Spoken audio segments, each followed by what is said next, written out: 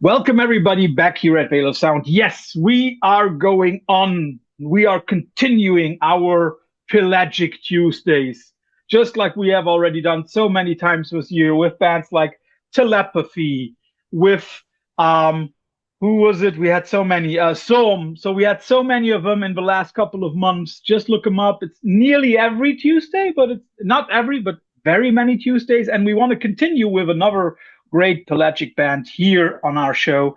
I'm very, very thankful to have Johan and Pierre from Year of No Light here with us. So, guys, thanks for joining. And thank you for inviting us. Yeah, it's our huge pleasure. I already had the pleasure a few years ago of doing a written interview with, I think it was Jérôme, but now video is always nicer.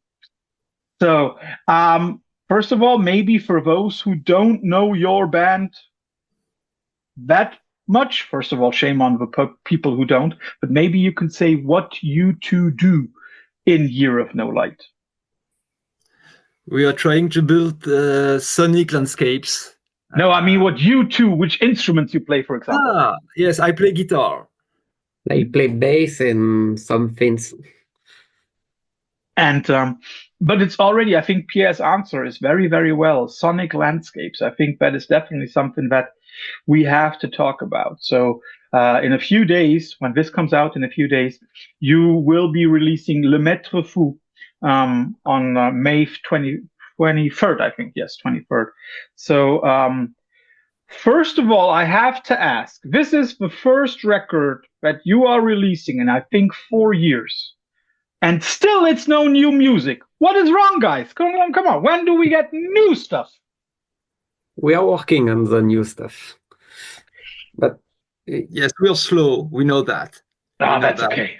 I mean, like, I've just found out that you are not all living in Bordeaux anymore, with Monsieur Seben now living in Paris, you know, like, that of course makes it probably more difficult, doesn't it?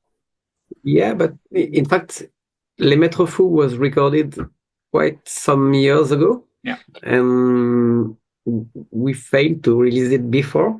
And we thought with Pelagic that it was the right time to release it, to have some news, to speak about the band, and while we were working on the next album. Yeah, it's like a good proof of life, right? Like, we're still here, we're doing stuff. Johan, you already mentioned it. The stuff was recorded and written several years ago. Correct me if I'm wrong, more than 10 years ago, right? Yeah, 10 years. 10 years, more or less, yeah. Yeah, maybe you two can describe for which special event it was written, because I looked it up, but I want to give you the chance to describe it. It's a really interesting story. Yes, it was a proposal. It was a kind of invitation from people organizing an exhibition at Musée du Quai Branly in Paris, which is a very famous museum, ethnographic museum.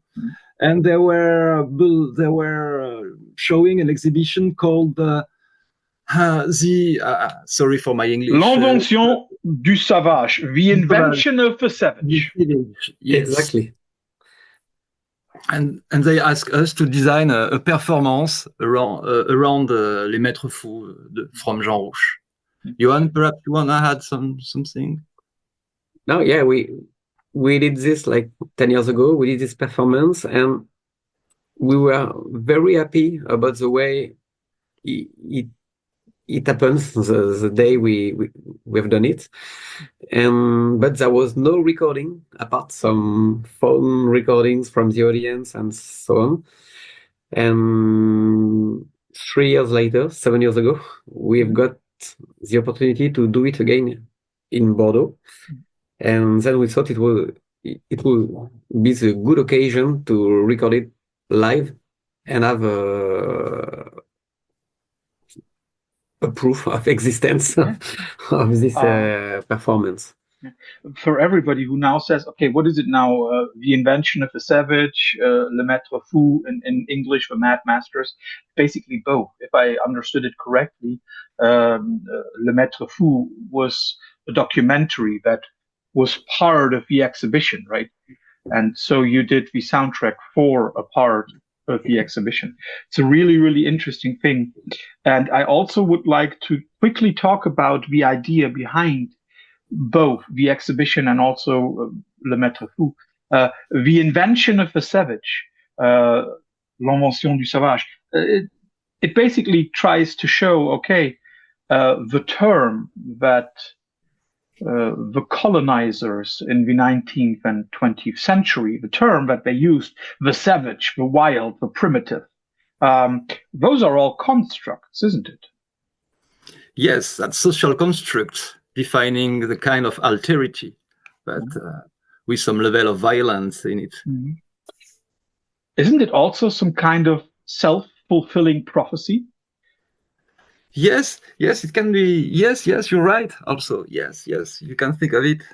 Yes, because basically, what the label that we give to those peoples is, okay, they are inferior to us. It's a very, very arrogant idea, right? And it's something that a lot of European countries should admit that they have done. The French did it, the English did it, the Germans did it. A lot of colonizing countries, the Belgians, lots of European countries did that. And then, as part of that, there was Le Maître Fou, the Mad Masters. I did not have a chance to watch the documentary, so you guys have to tell me, is that already a criticism of colonialism in a way? Yes and no. It was a kind of controversial movie when it was released. Each side was a bit upset. But what is interesting in this documentary, in this movie, it's following the Aucas movement. It's a kind of sect. And during their ritual, there is a kind of exorcism of the colonial fact. They play with kind of figures of the governor and stuff like this. And the more you see that, the more they are diving into trance, the more the exorcism is getting bigger and bigger and bigger. And you may find in this movie some violent images with animals being sacrificed, and particularly a dog, which is kind of hard to watch, but it's part of the ritual. And we were trying to build a kind of sonic reverberation of this, a kind of hermeneutics of this tension between almost ontological need for trance, atonement, and so-called madness. That was the point. It's very interesting to think about it, because it also once again shows that you like to score movies, isn't it? It's not the first thing I don't know if that was the first score that you did, but you also, for example, did Vampire. So what draws Year of No Light to scoring? It was always starting from proposals we received. We were never we never initiate the process, but it was always a proposal. The first one was Vampire. It was the second one, and we did some other experimentation with a movie maker, but we never initiate it. Yes, but it's a kind of exercise we really enjoy. We really like it. When you say a kind of exercise, what is the interesting thing about the exercise then?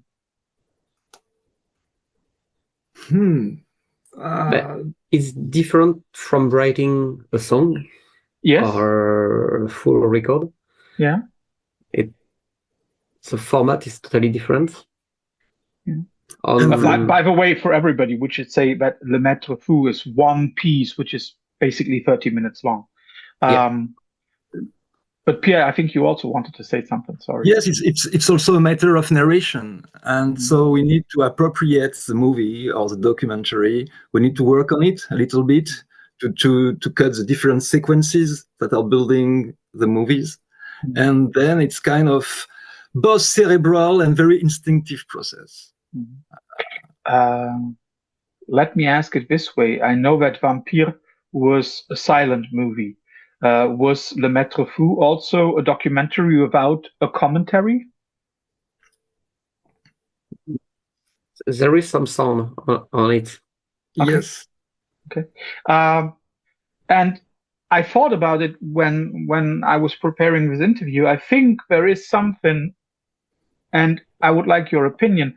I think that Year of No Light in general is making cinematic music. Yes, you're right. You're right. That's we come to the story of sonic landscapes also. Exactly. But then again, you normally don't have any vocals on your tracks. I think there is no track with vocals on it, is it? But then you are aware that the movies that people are seeing in their heads is always a little different, right? Yes, you're right. Talking about vocals, when we had a singer for the first album. Sorry, I forgot. Yeah. And then he disappeared, and we decided to become an instrumental 6 pieces. And yes, and we having 3 guitar, 2 drums, a lot of things. You can build a lot of things. And you realize very, very, very, very, very quickly that you don't need vocals. Yeah. It's interesting because when I was at Roadburn a few weeks ago, I saw one band that I don't know why, but that automatically led my mind also to Year of No Light, and that was Arantzi Pasusu from Finland. Yes. Can you understand that connection, or is it just... There is a little connection. For sure. We tour together, we know them a bit. Yeah. And I think we've got the same kind of approach to the way of making music. Yeah. Yes, and we are big fan of Arantzi Pasusu. Their last album is. I think with their music, just like yours, I think I would be hard. It would be hard for me to pick one record, because it's always always depending on my mood. But then again, you've already mentioned, okay, it's a good exercise. Does this exercise then also influence the music that you do for Year of No Light without scoring anything? Yes. I think Vampire and so on. Yes, it nurtures our music. It's a back and forth movement. And you're totally right when you mentioned that. When we talk about the new release, Les Maîtres Fous, something that I found was it is very ambient and it is also very tribal, which is of course not a new thing for Year of No Light, but I thought here it is even a little more prominent, a little more in the foreground. That tribalness probably has to do with what we see, right? Exactly. We follow the ritual that you can see on the documentary. And I think it really, once again, shows the importance of both drummers for your band. Is that once again where we can see, okay, those guys, they like early Kailasa, they have 2 drummers. That's the way they work. Yeah, it's true that Les Maîtres Fous gave a lot of space for the drummer. But having 2 drummers, yes, it's part of the DNA of the band. And sometimes not always easy. I'm joking. I'm a bad guy. But I know what you mean. But that was, as we said, the piece was already composed, I think in 2010, 2011, something like that, right? So it's it's already much earlier than the recording that we get.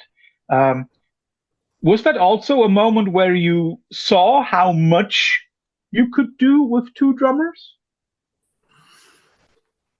I don't know, but it was a space to experiment.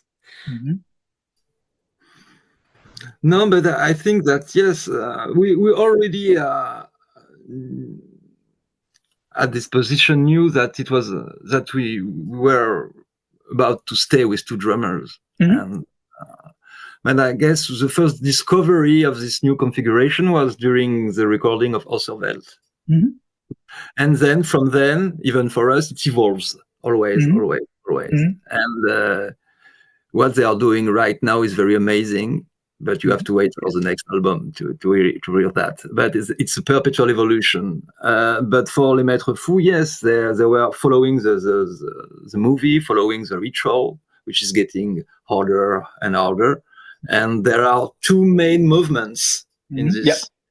In this documentary, and yes, the role of the drums was to highlight all the tensions that you can find in the movie.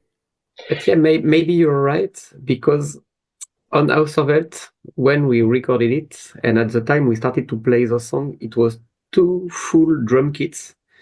And when we started to make this movie scoring, it helped us to making the drum kits, the second drum kits particularly, evolving with something much more orchestral, without the bass kick, with only the toms and something much more orchestral. And I think it helped us a lot to move into this direction. Yeah, because I think there are very many moments in that one piece where one can really hear that both are either playing the same part, or where one has the idea, or I at least had the idea, that they are playing similar things, but with a few shifts, maybe a little time shift here, maybe also a different drum that is being hit. It's very, very interesting. And it also, once again, creates images in your head. It also does so, and I think that is something that is even longer on this piece. The intro is really long. Again, of course, that has to do with the documentary. But how hard was it for you guys to write that? Because of course, it has to build and build and build and build. First of all, the writing, and second of all, the performing. How did you do that? Did you count in your head? We knew that there were 2 big movements in the movie, and the performance of Les Maîtres Fous is built around 2 riffs, more or less. Yeah. And then the interest of the game was to play over it, to put layers on it, to put a kind of narration on it. And it was both cerebral, but it was also very, very instinctive. And that's why the drums are sounding like that also. It was very, very raw, if I may say. You can. So again, when you performed that thing live, you did it twice, right? Once in Paris and once in Bordeaux. Did you count, or was it so instinctive already? It was instinctive, and we've got some points inside the documentary. Okay. That help us, like cue points to let's start this new part, and there was some cue points.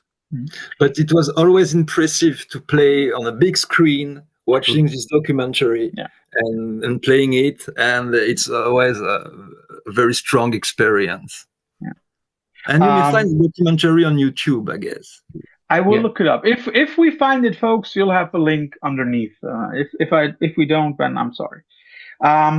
Something that this piece reminded me a lot of was Neurosis. But I was thinking about one particular album, and that was Grace, because I I still love the fact that at the time we got Tribes of Nurut giving us Times of Grace and Neurosis giving us Grace, and you could play them at the same time. And it was the way that Tribes of Nurut accompanied a lot of the stuff on the original album. There is something in Le Maîtres Fous which is to me very similar, and that is, I always have a feeling as if there is one soundscape, one element going through all of the 30 minutes, and it has a kind of, it sounds a little bit like electronic piece, let's put it like that. Mhm. Is there one element going through? There is this kind of tension, yes, when you take the riffing, perhaps. The two riffs are quite similar. There are some small variation, but what we like is the kind of repetitions, yes, to have in a kind of progressive way. And there is some drones in the background running all the long. And that is that running all the way through? Yeah. Or nearly all the way through? Nearly, because I don't remember it was running during the riffs, but it's really impressive, and that again, to me, combined the idea of the natural world, what the colonizers called the savage. It's a combination of a natural world and our artificial world, you know. So I think that was done really, really, really nicely. Thank you. You're welcome. Thanks a lot. When listening to it, of course, the question is, would you ever be open to playing it again? We will need to work. Yeah, that is true. Of course, like 30 minutes piece is not something that you probably remember all the time. I don't know. I like the idea also of making a performance once or twice and no more. Okay. But that's what we were saying with Vampire. And finally, we played Vampire, I don't remember, 10 times or more. I don't remember. Yeah, more than half a dozen, right? Yeah. Yeah, so the exclusive aspect of it, of course, yeah, I could see that. When you were performing that in the museum in Paris, what was the reception of the people? Good question. We didn't know what to expect because it wasn't the traditional audience of Fear of the Night, and it was a bit arty also, very Parisian, but there was a lot of people in a very beautiful amphitheater. So the conditions were very great, and the welcome, the feedback were were great. People were stuck both by the movie and the music. So and we were the only band playing that night. There was dancers, there was some DJs, there was some performances. So it was very funny to be in the part of it, or to be a part of it. But yeah, I think we've got a very good feedback at the end. Yeah, I also think it would be very difficult for any band to play after that one, because first of all, it's really good. Second of all, it's really long. And third of all, it's, I think, a documentary that's striking. At least from the soundtrack, it must be really, really striking. Now, you have mentioned that you are working on new material. Of course, I have to ask that. And I don't want to have a time frame. Please don't. Because I think that's just, you know, there will be some new music. Let's put it like that. But, you know, you have now recorded several full lengths. You've also had a lot of split records with some really amazing bands. If I counted it correctly, there are 9 split records that you have been involved in. So this is one proof of life. Could you imagine doing another split record sometime, like, I don't know, let's imagine next year as another proof of life? Could you be open for that? Yeah, We are even working on one. Oh, okay. I won't be asking who, but it's secret for the moment. But we're working with another band right now. Yeah. And here is the connection that I've seen. You know, with Vampire and with Le Maîtres Fous, you were working with other creative minds, and of course, it influences you as a band. You've just mentioned that. When you do those split records with other bands, for example, with our friend Eric from This Quiet Army, or with Rosetta, or with so many other great bands that you've been working with, does that also again influence you? Perhaps less than the movie's experience. But it's always the occasion to explore new territories. I'm speaking about the splits, and sometimes we can change the style or adapt ourselves to the style of the other band. And sometimes we do some collaboration together, so it's always cool to experiment some new things. Yeah. And again, even if it is not shown in the music directly, I'm pretty sure there is at least like a minor influence here, a minor influence there. But again, are there real influences for you two guys where you say, okay, that guitar player is a real icon, somebody that I really like, somebody that influences me? Is there something like that? Or somebody like that? Johan? Yeah, for me personally, I really enjoyed the way of working of Fenez, and it influenced me a lot on my solo music. Okay. Yeah. The way he's using granular textures and the way of making sounding guitars. But yeah, I don't know, Pierre.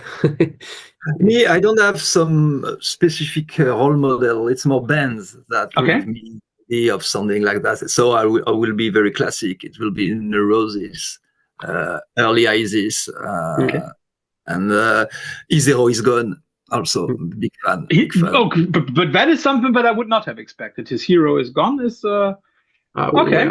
That's a cool. I mean, like cool band, but I would not have expected that. Yes, it was for me an influence in the heavy riffing and sad and anger and stuff like this. But when I was a kid and when I wanted to play in a rock and roll band, I was a big fan because I was at first I was a bass player. I was a big fan of Duff McKagan from Guns N' Roses.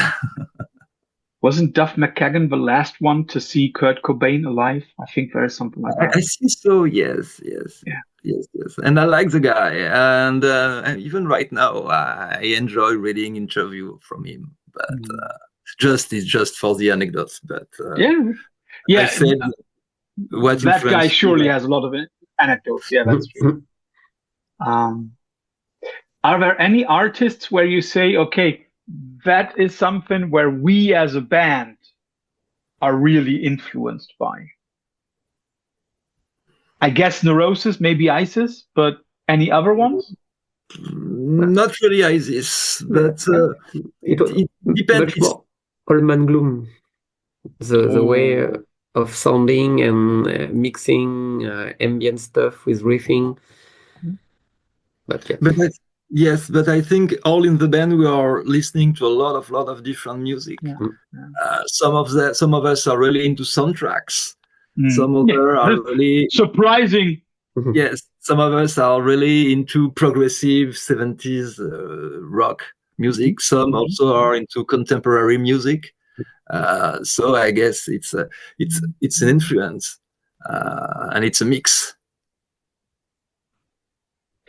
Yeah, that also is, even though a lot of people would put you into that post-metal box, when listening to it, there is a lot more in there.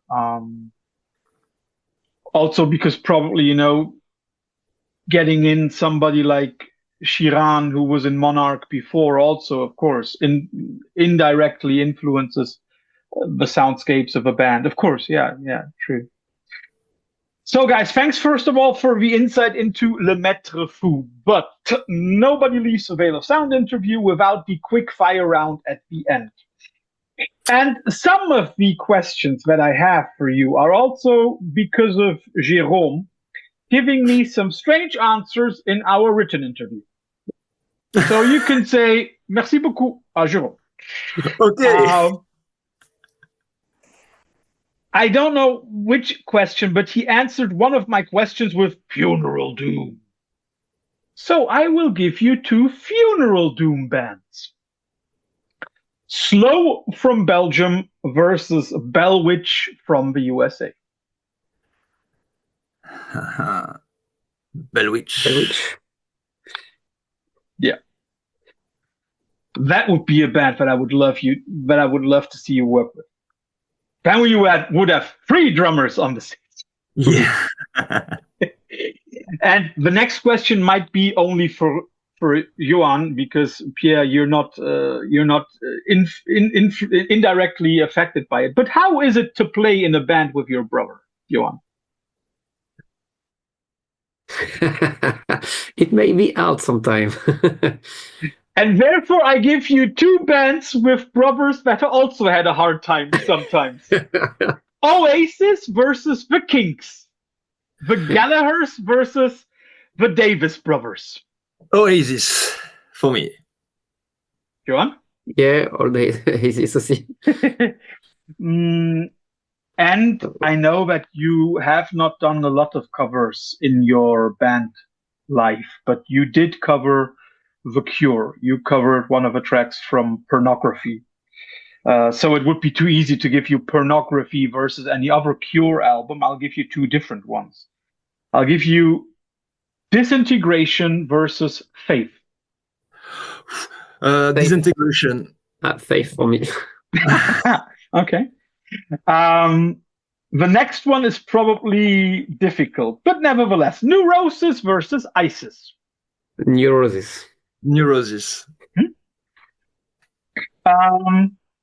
Because of the tribal drumming, I of course thought about Brazil, and I'll give you 2 Brazilian metal bands: Sepultura versus Soulfly. Sepultura. Okay. Is that something that you back in the day listened to, Sepultura? Yeah. All Sepultura, yes. But I know that Shiran, Johan, and others in the band were a big fan of Sepultura. So let's move into the little bit more progressive side of hard music. Esoteric versus Ahab. Ahab. I like both. Yeah, but you have to choose. So, Johan, which one would you say? I like both. Let's say esoteric. See, Pierre, he tries to weasel out of it. Yes. And as you've mentioned, that some in the band are into prog rock of the 70s, I'll give you Yes versus King Crimson. Yes. King Crimson for me. I like the fact that, I like it that you're a little different. And I'm not sure if you can make a choice on the next one, although I'm very sure that you know them. Don't ask me why, but whenever I listen to Year of No Light, one of the next things that I put on is by any of the great Russian composers of the late 19th, early 20th century. Don't ask me why. My brain just works in mysterious ways. So I'll give you Rachmaninoff versus Shostakovich. It's too bad that Jérôme is not here. Could you repeat the pair? Yeah, Rachmaninoff versus Shostakovich. Rachmaninoff for me. Difficult, yes, I'll say Rachmaninoff also.